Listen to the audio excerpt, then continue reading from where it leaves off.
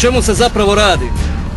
Hrvatske ceste u suradnji sa Splitsko-dalmatinskom županijom su došli na tu ideju da ovu kritičnu masu ljudi, studenata, muškaraca, žena zaposle. Da se taj broj malo znači reducira.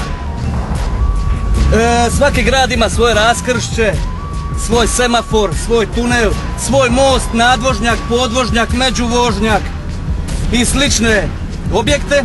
I mi smo na takvim objektima postavili te studente, đake. Ola jebate, ležeći policaj. Evo, primjer jedan. Oni obavljaju razne funkcije, tipa ležeći policajac, to jest ležeći student. Mi ćemo ih sad opala! Opa! Opa!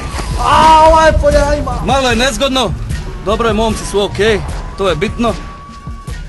Ja da neće sad do 3 biti. Ovi momci su inače odabrani, selektirani, jer to su inače studenti, kako se kažemo djeca, fiskultura, difa s difa, znači malo jače muskulature, jačih, većeg obujma mišića i slično.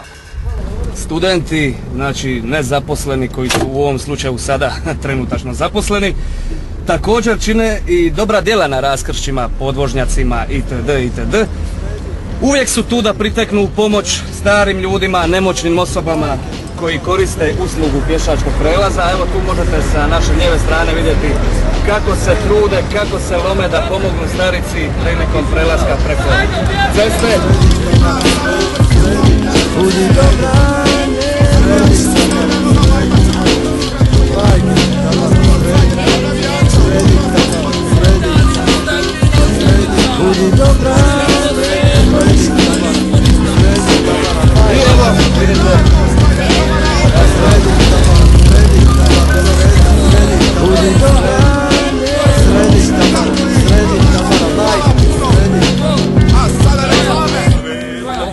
Dobro je.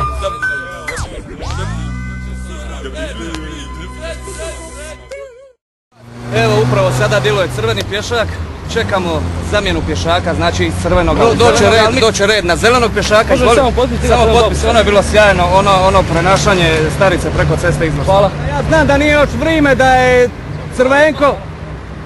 Može li zamjena? Ja i gospoda s televizije. S televizije? Da. Može. Ajde. Evo vidite, znači zamjena iz crvenog u zelenog i evo ga, možemo. Vidite, veoma isplativo, znači štedi se električna energija, momci usput rade, ne vise ispred ulice, nije im dosadno i tako dalje i tako.